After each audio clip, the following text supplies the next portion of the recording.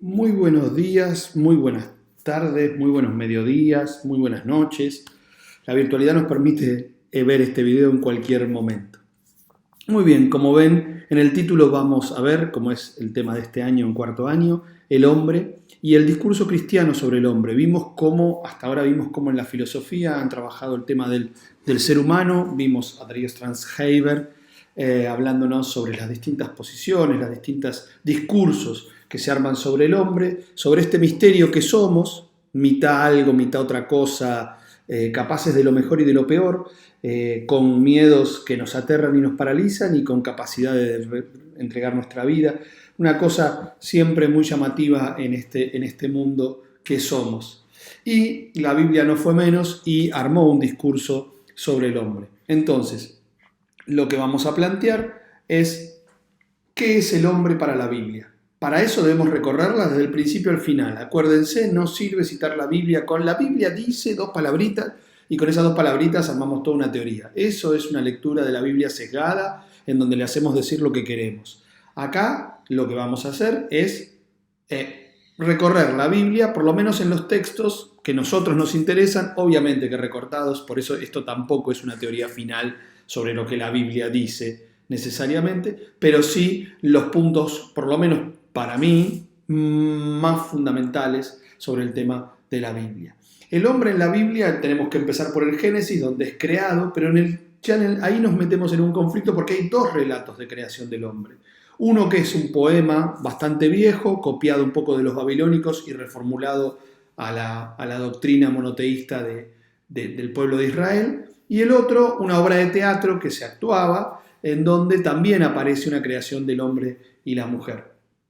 Pero acá tampoco termina el relato de la Biblia, esto es al comienzo de la Biblia, después viene toda la experiencia del pueblo de Israel, y por último aparecen los evangelios, donde lo que más aparece sobre el hombre, si bien Jesús no habló directamente, para mí el hombre es tal cosa o tal otra, pero sí en cómo vivió y en cómo murió sobre todo, y en su desenlace final con la resurrección, nos da una idea de cómo el Padre de Jesús concibe al hombre.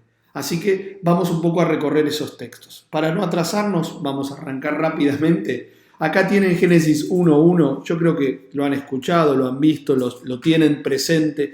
Es ese en donde Dios dijo, haya luz y hubo luz, y vio Dios que estaba bien, y hubo una mañana y una tarde, y fue el día primero, y así dijo Dios que haya firmamento, dijo Dios que se acumulen las aguas, dijo Dios que se produzca la tierra, la vegetación, los dos luceros mayores, el sol y la luna, dijo Dios que aparezcan los animales silvivientes, las aves, etc. Y dijo Dios, así fue, y hubo un día y una mañana, y así va diciendo de todos, bastante como es un poema, en castellano perdió la rima, pero tenía que ver con esa. Y Dios dijo, y así fue, y vio Dios que estaba bien, etc. Hasta que llega al hombre.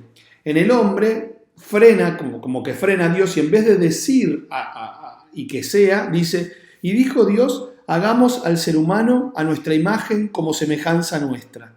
Fíjense, hagamos al humano a nuestra imagen y semejanza, para que mande en los peces, en las aves y en las bestias. Y luego crea Dios al ser humano a imagen y semejanza suya, macho y hembra las crea.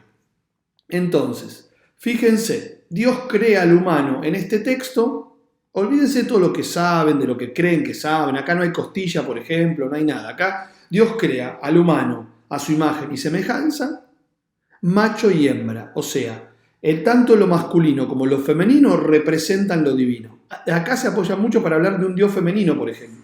Hay un lado de Dios que es femenino, hay un lado de Dios que es madre, hay un lado de Dios, o Dios no es nada o es todo, digamos, ¿no? Pero acá, la imagen y semejanza de Dios está en ambos, en el hombre y en la mujer, en lo masculino y en lo femenino. Ambos son hechos a imagen y semejanza de Dios. Ambos tienen la misma misión, que es liderar la creación. Le cambié acá el nombre porque mandar, llevar adelante, etc. son palabras como más que tienen que ver por ahí con el abuso, con el uso del poder. En cambio acá estamos hablando de liderar la creación, de llevarla adelante. Pero ¿Qué significa esta imagen y semejanza de Dios? Esa es la gran pregunta. Esa es la gran pregunta que todavía nos seguimos haciendo, que se hacen desde aquello. ¿Qué significa? ¿En qué somos parecidos a Dios?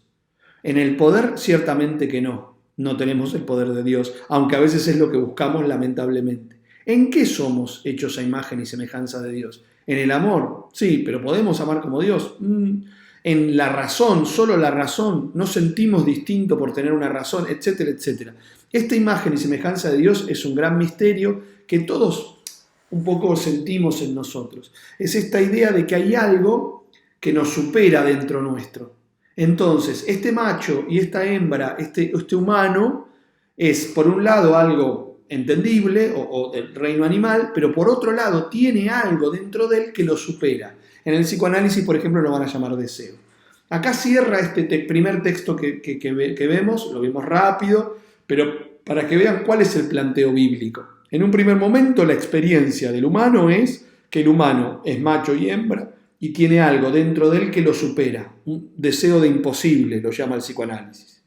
Luego vamos al otro texto, Génesis 2.4, que es una obra de teatro en 3 actos. El primer acto nos muestra los personajes y el conflicto, el segundo acto es donde sucede el clímax y el acto, y en el tercer acto es las consecuencias. Una obra de teatro clásica, digamos, que se representaba cuando estaban los reyes, alguien la puso por escrito y después se anotó. Es el famoso mito de Adán y Eva, ¿sí? Mito. ¿Por qué uso la palabra mito? Porque ustedes recuerden, ya lo dijimos 1000 veces, Adán y Eva no sucedió nunca, ¿sí? Es un mito. Todo aquel que se aproxima a leer el texto de Adán y Eva, todo aquel personaje serio que estudia la Biblia, etcétera, sabe que en lo de Adán y Eva es un mito.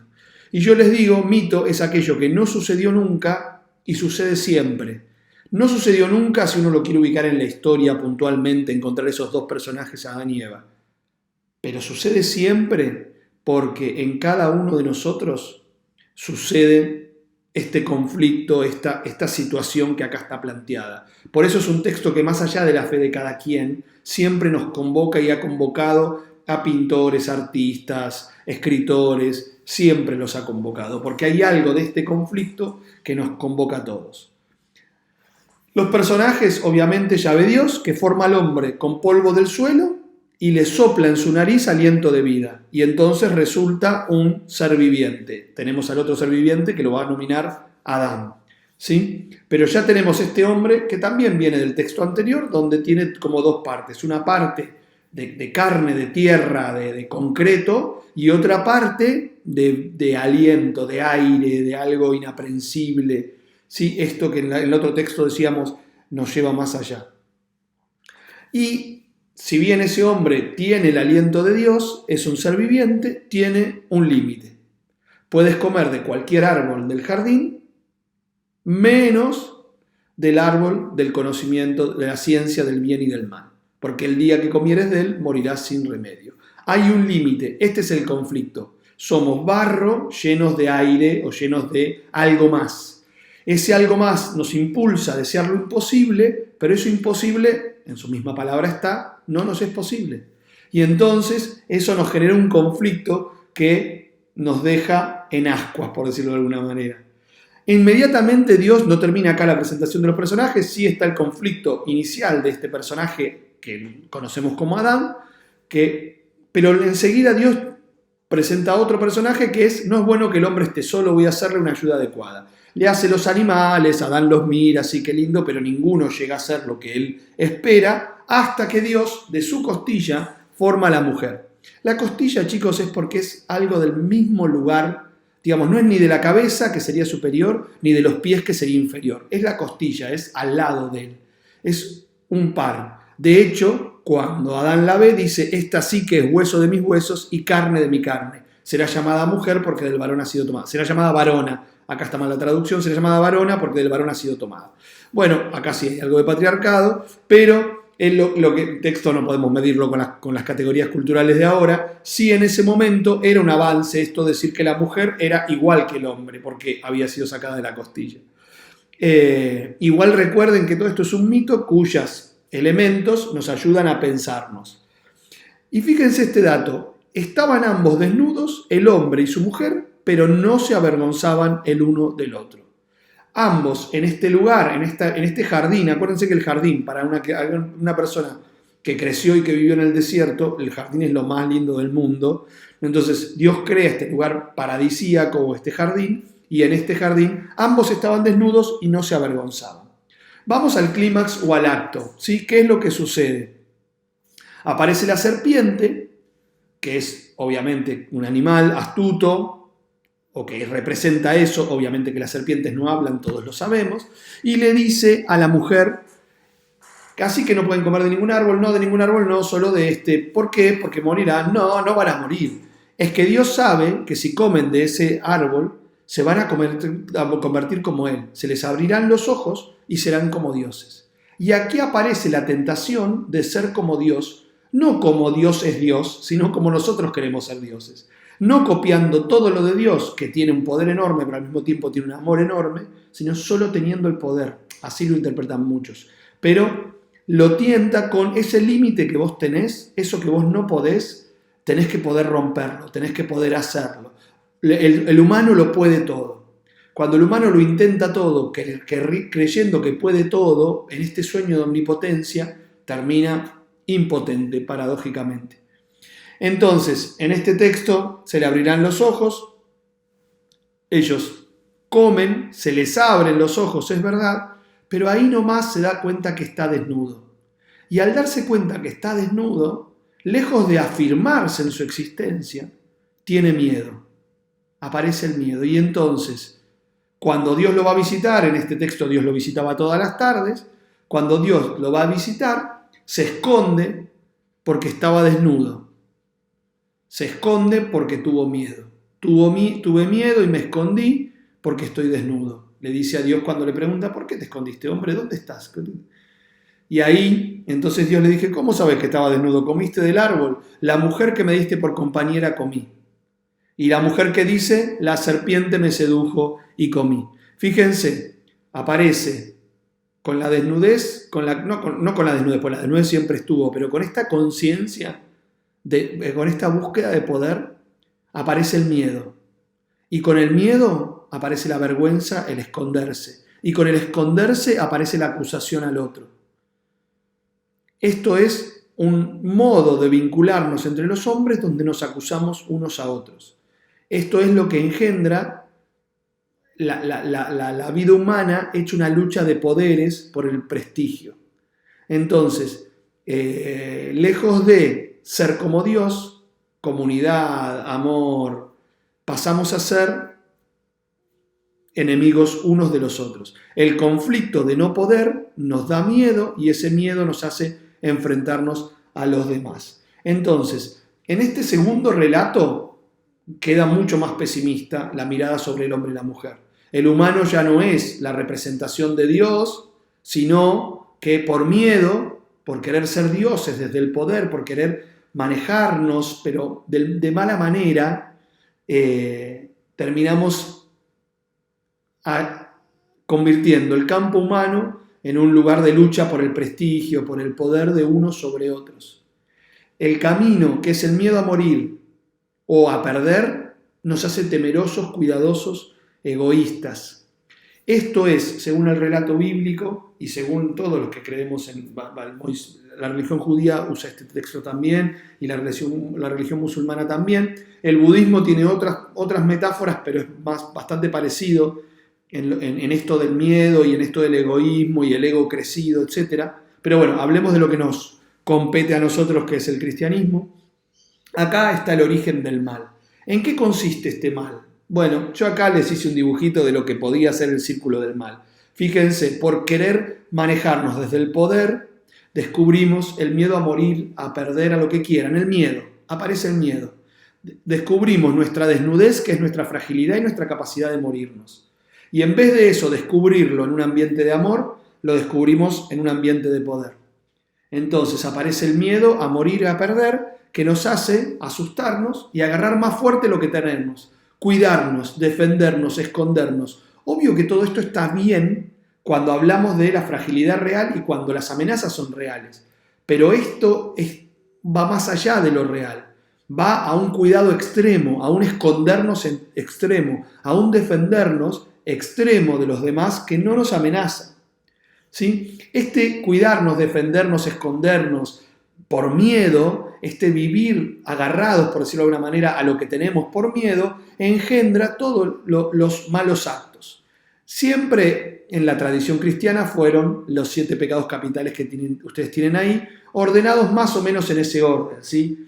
En realidad no, pero el egoísmo es la madre de todos. O sea, el egoísmo es esto: por miedo a perder, agarro más fuerte, agarro para mí, me cuido. Lo mismo con quien me creo que soy, lo mismo con cómo reacciono frente a los otros, o el poco trabajo que le pongo a lo que tengo que hacer, o la voracidad a la hora de ingerir alimentos o de tener bienes, o el descontrol en la sexualidad, abusando del otro, gozando al otro, o la avaricia en la acumulación de bienes. Todo esto tiene que ver, no tenemos que verlo como algo malo, si bien hace mal, pero en general siempre ustedes detrás de todas estas características van a ver a alguien que se está defendiendo, van a ver a alguien que tiene miedo.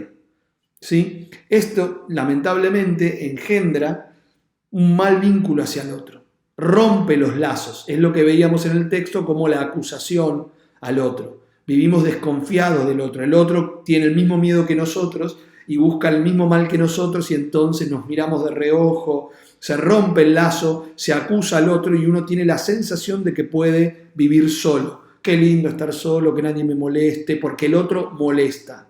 Este lazo, por eso les digo, es el círculo del mar, engendra más miedo hacia los otros, a morir, a perder, a lo que quieran, y arma todo ese círculo del cual es muy difícil salir si no aparece otra cosa.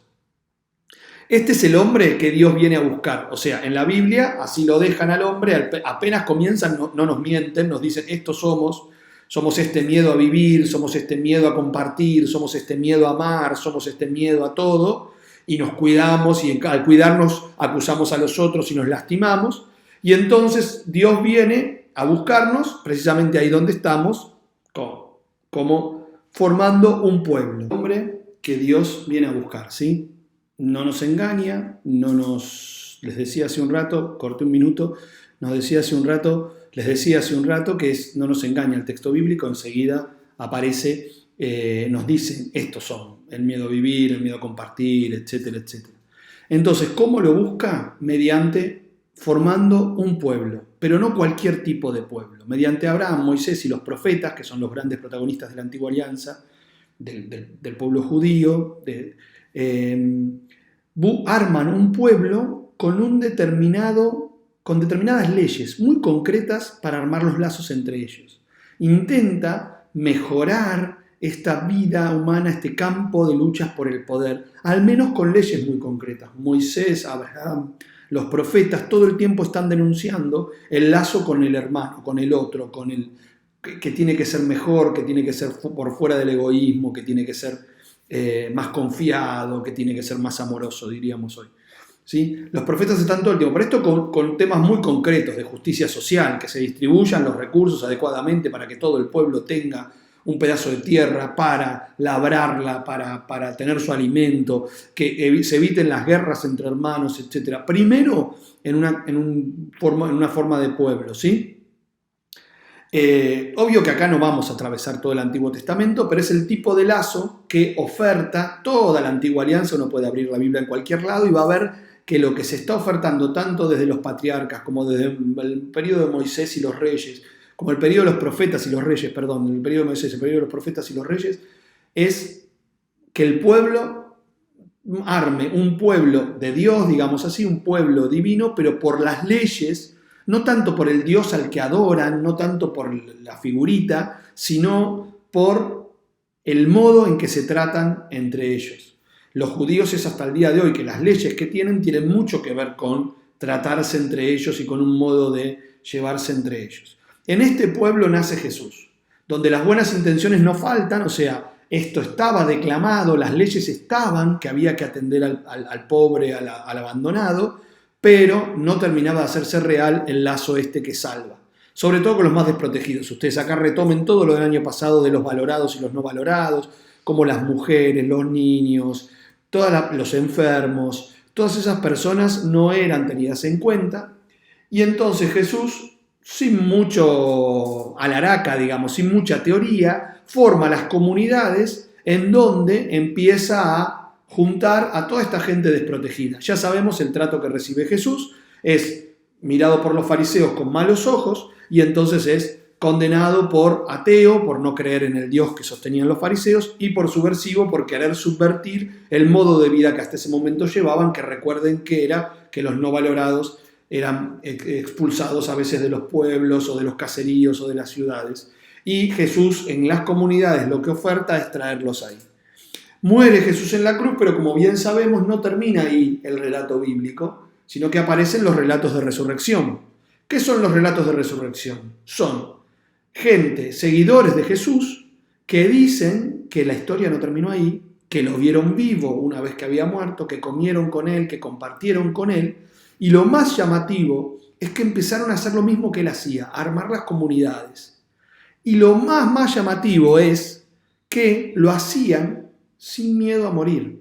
Les decían, basta de armar, basta de hablar de Jesús, basta de armar estas cosas, basta de llevar esto así. ¿Y qué pasaba? Igual les pegaban, los perseguían y ellos sin miedo salían de vuelta diciendo yo no puedo negar lo que he visto y oído de parte de Jesús, yo no puedo servirlos a ustedes en vez de servir a Dios, etc. Pero siguen así. Esto, si ustedes quieren, sucede hasta nuestros días. Hasta nuestros días hay hombres y mujeres que por fuera del miedo a morir, del miedo a perder, arman comunidades con aquellos desprotegidos. Si ustedes van a cualquier cárcel, a cualquier ciudad, a cualquier, ciudad obvio, pero sí, en las ciudades también, pero a cualquier cárcel, a cualquier hospital, a cualquier villa, a cualquier lugar leprosario, cualquier lugar que el grupo abandona, ahí hay alguien, no necesariamente cristiano, muchas veces sí, pero otras veces es ateo, otras veces es de otra religión, pero hay alguien que sin miedo oferta estas comunidades donde lo central es compartir entre todos para que todos sean bien recibidos, todos se puedan acercar, todos puedan venir a sentirse parte de otro tipo de lazo, ¿sí? Si ustedes quieren, si el círculo del mal nos dejaba viviendo con miedo a vivir, paradójicamente, la experiencia de la resurrección, o lo que acá llamamos la experiencia de la resurrección, repito, no solamente se dan los cristianos. Muchos hombres y mujeres sin conocer a Jesús, sin conocer la resurrección de palabra, la han vivido de este modo, ¿sí? Pero son hombres y mujeres que sin miedo a morir, sin miedo a perder, ya plantean la vida de otro modo. Y entonces se arriesgan más, no se defienden. Y mismo nosotros, cuando no tenemos miedo, cuando superamos el miedo a lo que fuere, aparecemos más claro. Aparece más claro quiere decir esto de somos más nosotros, nos relajamos, y entonces aparecen todas las virtudes opuestas a los pecados capitales. Uno es más generoso, más humilde, más pacífico, más trabajador, más medido, más casto, más dadivoso. Estas palabras yo creo que a lo largo de la historia han tenido hasta connotaciones negativas, se han usado mal, pero quiero decir, uno vive un poquito más en relación con los otros el propio goce, no vive solo afirmando el propio goce y los demás que se caguen, perdón la palabra, que se mueven, que no importe, sino vive enlazándose con los otros, ¿cómo sería esto? Midiendo el propio goce en virtud de establecer un lazo con los otros mucho más fuerte, ¿sí? Entonces así se arma comunidad, se generan lazos que afirman la existencia de todos los que participan en la comunidad. Porque yo no estoy mirando de reojo al otro con miedo, no, sino que vivo sin miedo. Y propongo eso. Soy testigo de una vida que puede ser vivida sin miedo. Protejo a los que quiero porque quiero que vivan sin miedo. Me siento protegido por estas comunidades para vivir sin miedo. Y me animo entonces a vivir yendo al encuentro de los otros. Me animo entonces a limitar, a vehiculizar mis goces, no para perderlos, teniéndolos, pero enlazándome con los otros, generando lazos de otro tipo. Entonces, fíjense cómo de la experiencia del mar, en la experiencia de la resurrección, en Al comienzo de la Biblia se nos plantea un ser humano que al final de la Biblia es otro. Si ustedes quieren resumir este discurso bíblico, el humano para la Biblia es en 3 etapas. Una primera etapa que sería la vida intrauterina, ¿sí? La vida dentro de la panza de la mamá, donde uno se alimenta del cordón umbilical, etc. Después vendría la vida en el mundo, digamos, esta vida que llevamos nosotros, que para nosotros es la única, es la experiencia que tenemos. Y por último, habría otra vida que sería la vida eterna. Esto está compartido con todas las grandes religiones del mundo. Si ustedes quieren, plantean una vida más allá de la vida en este mundo. Hay un texto muy lindo de un poeta húngaro, creo que dice que 2 bebés estaban en la panza de la mamá y hablaban: ¿vos creés que hay vida después del parto? No, para mí ni loco, después del parto no hay nada. ¿Qué puede haber? ¿Qué puede haber por fuera de esto? Y no sé, por ahí hay más luz, podemos caminar. ¿No caminar para qué? Nuestras patas. Y por ahí podremos comer, respirar. ¿Para qué comer y respirar si el cordón umbilical nos da todo? No creo. ¿Qué habría en el otro mundo? Bueno, estaría mamá. Mamá, ¿vos crees en mamá? Le dice uno al otro. Sí, mamá, ¿qué es mamá? Y mamá es donde estamos, nos movemos, existimos. No, para mí mamá no existe, por fuera no hay nada, que esto, que el otro. Así es como para nosotros se nos plantea la otra vida. Después de la muerte, para nosotros la sensación es que no hay nada, es que no sabemos, ¿sí? O no nos imaginamos cómo podría ser que este cuerpo tan limitado acá en este mundo pueda tener. Esto es que la vida en 3 etapas. ¿Por qué estas 3 etapas? Porque cada una de ellas pide un salto hacia la otra, ¿sí? Entonces hay que confiar en que hay algo del otro lado, hay que hacer un salto que realmente no se tiene.